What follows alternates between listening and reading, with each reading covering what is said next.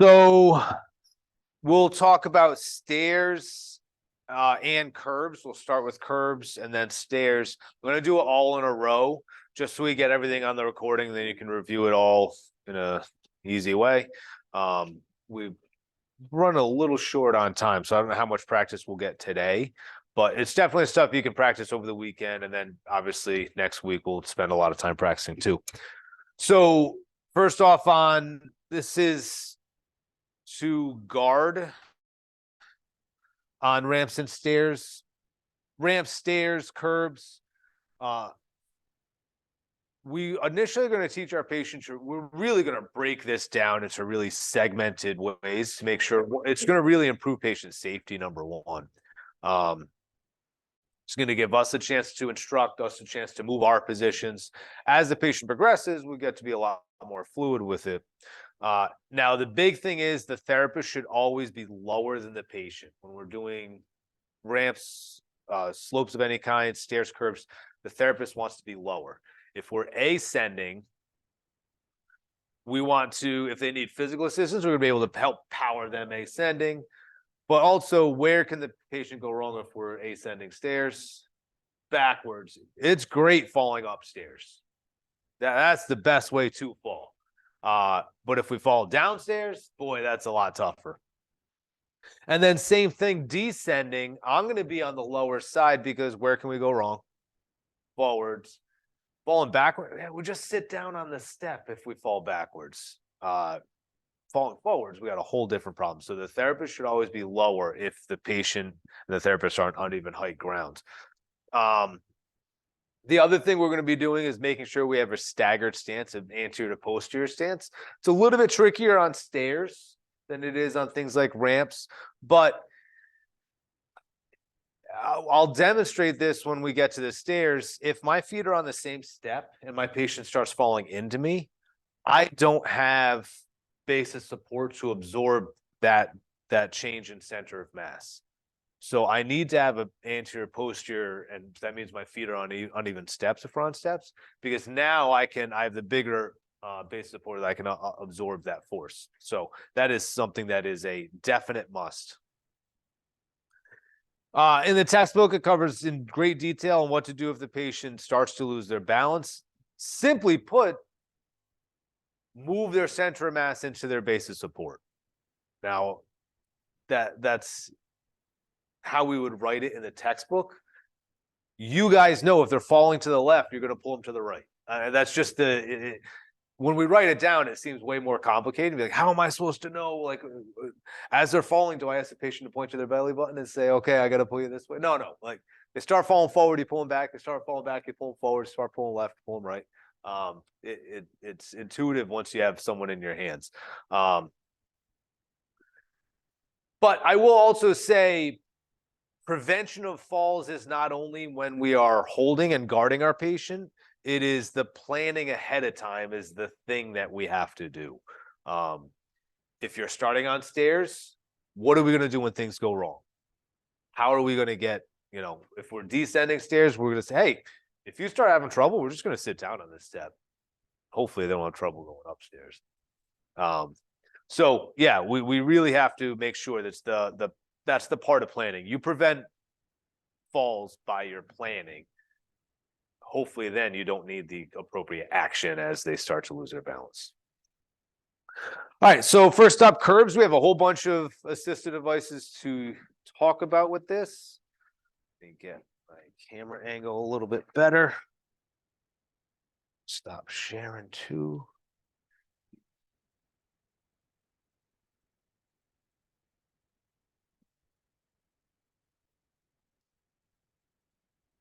All right, first up with curbs with bilateral canes. So first of all, any stairs, even if we're not using an assisted device, we want to ascend the stair with the stronger side and descend with the weaker side.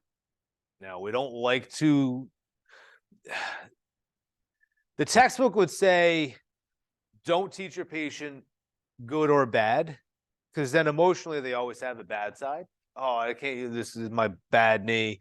We don't want to teach our patient. That's why we're doing physical therapy. We'll have both sides will be equal. Maybe they're both bad, but they'll both be equal. So we don't like to do that. Although when I use words like involved and uninvolved side, right? That's what academically we would say, tell them involved versus uninvolved. My patients don't understand involved versus, they understand good and bad. Sometimes I get to use new knee versus old knee. Like if they just had a knee replacement, I can play with around my words. Sometimes they just understand good and bad. So our job is to communicate clearly with what we want to do for this task, but also not plant a seed in their head where they're going to grow into a disability they don't have. Have you ever talked to somebody who has a bad back? Some of the people like you, well, we can't cure your back because you've identified, like that's part of who you are now, is you're Larry with the bad back. You're not just Larry. So well, that's what we're trying to, and the people that know who I'm talking about are giggling like, yeah, they exist. We don't want to create that. So that's why we would be really careful with our word choices. Do you have any opinions on good or bad side? Or... Yeah, it's a good one. Yeah, I think sometimes like we did here, we put tied TheraBands around legs, so sometimes we could say like blue leg, red, like that might help too. So again, part of what you should start thinking about once you're in your clinical practice. So to ascend any stairs, the stronger side goes up first, because when I'm ascending a curb or stair, it's this leg that's going to provide the most power, right? So I'd like to use that. To descend, it's this leg that's going to slow eccentrically down too. So my more capable side should be the side doing most of the work until we're at a point where we really want to start pushing the side we're working on. But this is just day one. How are we going to teach our patient? They're going home tomorrow. How do we teach them how to get in the house, up, down, one curb, whatever. So to ascend bilateral canes, we're going to come up to the curb, place the strong side on the step or curb, and then involved leg with the canes move simultaneously. To descend, what we'd like to do first is flex our lower leg. What that's going to do is that's going to lower our center of mass. But here's what's going to happen if I don't. If I put my devices down and I start to step down, if I don't bend this leg, do you see how my center of mass is exiting my base of support? And that can really, I mean, that's a big fall risk. Versus if I flex that knee, how I can reach the ground with my assisted devices without getting that center of mass over my base of support. You guys see that? So it seems kind of silly, but it's really important for our patients to understand that, because especially with the steps out to porches, you've got long thresholds, the longer metal thresholds. Sometimes there's a little gap where the decking is that the assisted devices, we don't want to get caught there. It can be a distance that we have to place these away. The further the distance, the higher the fall risk, especially if we don't bend that leg. So that's really important for all the steps for the curbs that we'll be talking about. But anyway, we're already up here. So flex the stronger lower leg, and place the involved lower leg onto the lower level with both canes simultaneously, like that. So let's try not to make it very complicated. Ascend with the strong. Assisted devices and the foot go at the same time. Descend, flex the knee a little bit. Assisted devices and the foot go at the same time. That's all it is. Okay, so that's bilateral canes with the curb. Single cane, same thing except one cane now. Okay, so strong side, assisted device and involved side, flex the knee, assisted device and the involved side. Okay, so same thing, we got one hand free.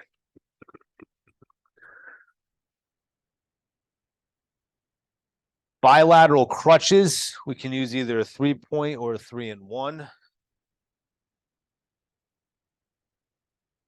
So to ascend, first up, get up to the curb, get nice and close, strong side goes up. Then we're going to power with this, with the crutches and the involved side going at the same time. Okay. Descend, flex that lower leg, assisted devices and lower leg goes at the same time, and we get to move on. If we're not, we can still do this non-weight bearing. So I just did the 3 and 1. So the non-weight bearing version would be here.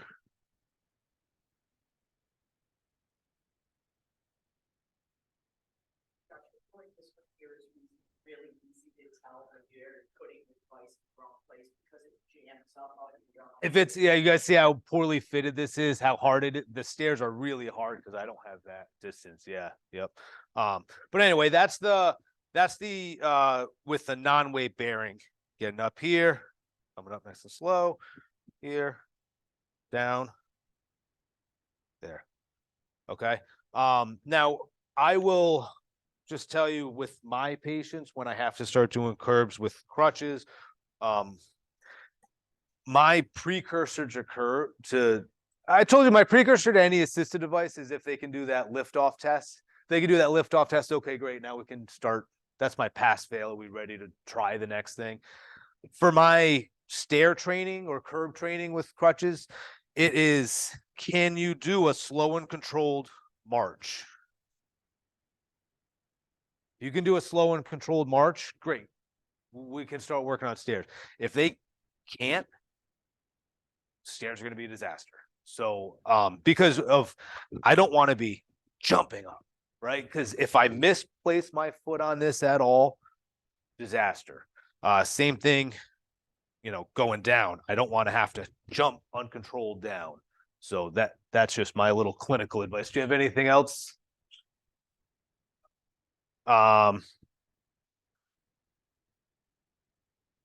Now, standard walker, I'll just have to demonstrate as best as possible.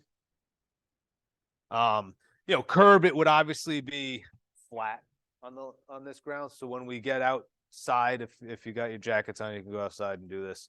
So I'm just going to demonstrate this to the best of my ability. Just imagine this stair extends, okay?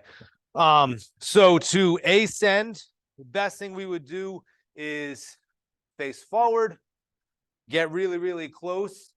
What we're going to do is first we're going to ascend the walker first, because I can't get my foot on the frame of the walkers in the way. So I have to place the walker up first, and then I have to put my strong side up. Then power up, come up. To descend, the easiest way to do it is actually backwards, although, okay. To descend a curb going forward, you would place the walker in front, be nice and strong, and then come on down. We could do it facing backwards.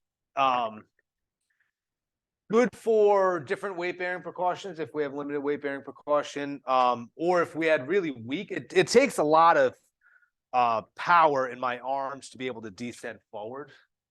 So I could do it backwards.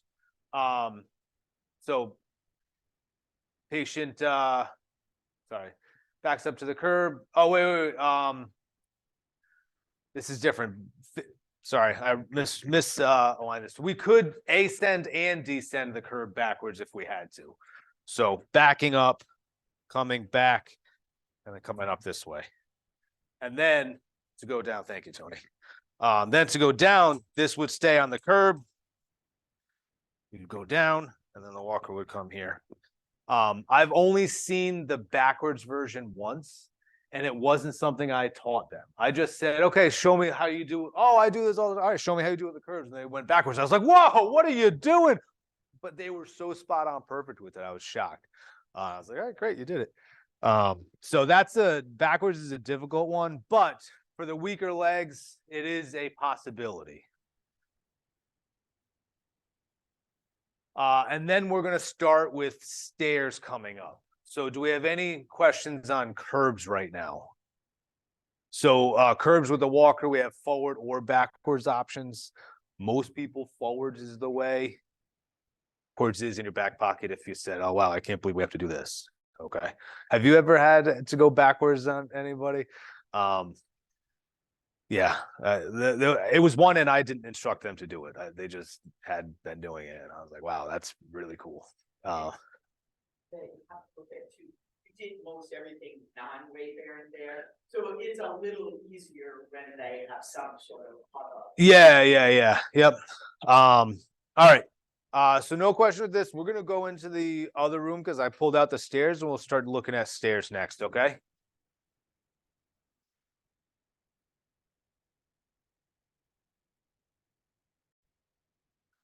All right, so we've got a few different assistive devices to consider when we're doing stair training. We're always going to start teaching our patient how to use stairs with a sturdy handrail. When there's a sturdy handrail, we want to use it. Handrails is better than assistive devices, way more stable. So especially when our patients have trouble ascending because of power problems, that sturdy handrail, then they can pull and ascend stairs by using their upper extremity strength that they have available to them. So Laura's going to guard me. I'll start with canes.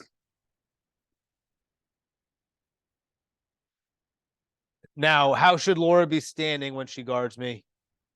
It's the big thing. She's going to be lower than me, whether I'm ascending or descending. She's going to be lower. And then what about her foot positions? Big anterior to posterior. So what that means with stairs is you've got to have one foot on different steps. Depending on your leg length, you might feel best if you've got a 2 span. Some is going to be 1, some is going to be 2. I mean, these stairs are pretty short. Someone here is probably going to feel good with 3. You get to make that decision with your body, but make sure that you are close enough to your patient. You're not way out here as you're trying to guard them, right? So we've still got our basics to us. Now, we're going to start training with our patient with one handrail, and then we'll progress from there. So with one cane, it's easy. We approach it, and here's what's different. If my patient has right-handed assisted device and they've got a left handrail to get in and out of their house, perfect. I don't have to think. So all it is, all the same steps are the same. You can get into guarding me. So we're gonna grab our handrail. We're gonna ascend with the stronger side. Cane and involved side go at the same time. Okay. Now, here's the thing. Can you come around to the other side for me? That's to enter my house, exit my house. What side is the handrail on? Now it's on the right side, but I've got my cane on my right side. We always use the handrail. So in the stair scenario, we switch hands, use the wrong hand for now because we got the handrail with us. All right. So now she's going to guard. Good. And now what's the instruction? Flex your knee. Bend the knee first, and then we'll go ahead. Step down. And the assisted device goes at the same time, right? I don't want to be back here with it, right? So assisted device, bend the knee, assisted device and foot, bend the knee, assisted device and foot. How'd she do?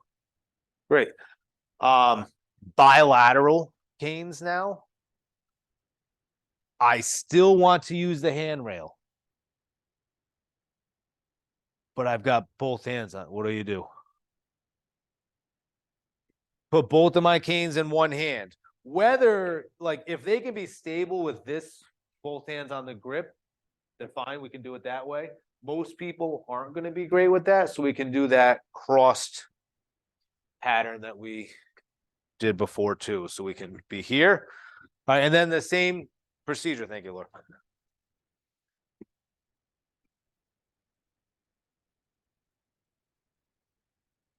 Okay, and then to descend, it's the same thing going the other way. Okay, any questions on that? So that's single cane and bilateral cane. What else do I have? What's the next thing I gotta do?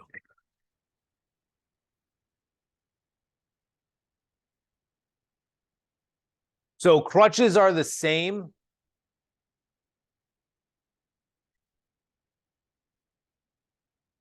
And they're the same as what we just did too. So if we have the ability to use a handrail, we want to use the handrail.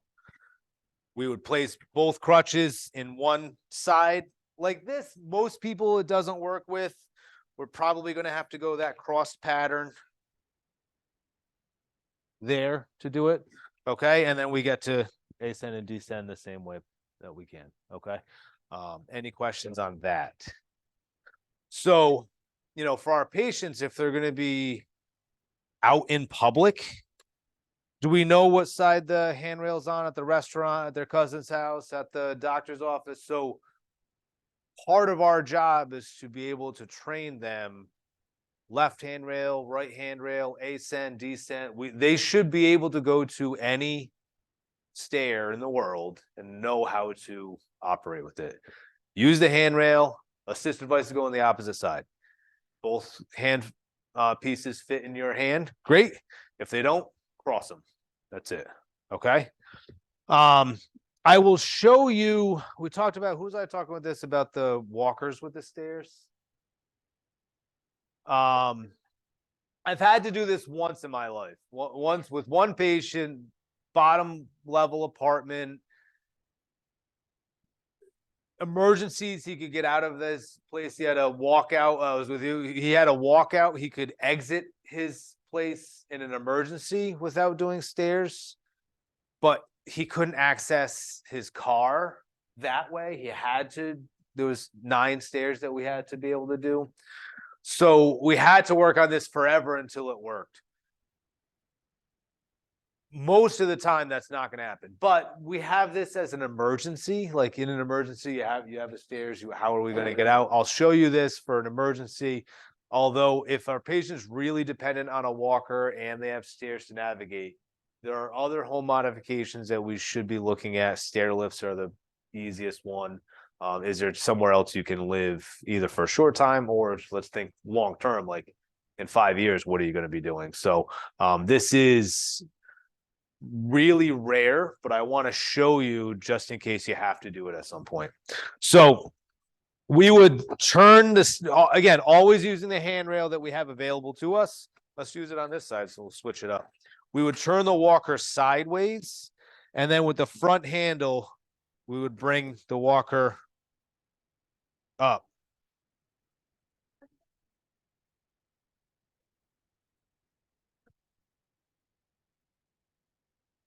And then to descend, we would use the back handle to then do it. Okay.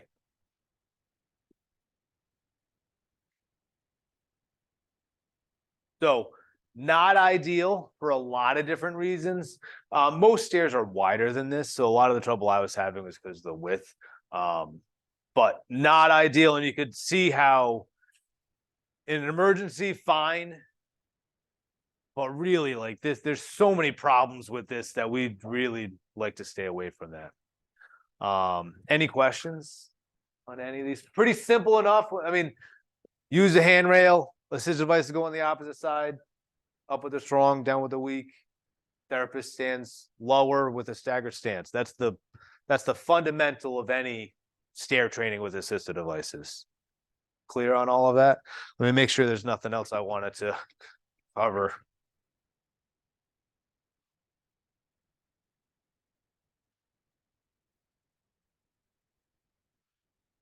Eventually we could progress to managing stairs without any handrails. And I think especially for our younger athletes, short-term use, crutches, good balance, that's probably how they're going to prefer to use stairs. But we have to be careful with the patient on that. A unique case is I want to descend stairs, but I only have one functional arm and the handrail is on my wrong side. What I could do, this is my functional handrail, but this arm doesn't work. This handrail doesn't exist. I could go backwards. That way I get to use that handrail to do that. So that's a unique case. So, clinical-based problem solvers. You've got the patient in front of you. We're working hard on progressing the patient, but they got to get out to the docs tomorrow. So how are we going to get them out of the house? Sometimes backwards is available to us. One thing we're not going to teach, that we could sit on the stairs and bump up and bump down. Little concerns ascending off of that bottom stairs, you know, so that's another unique thing that we have to consider. But I mean, you guys are the clinical-based problem solvers.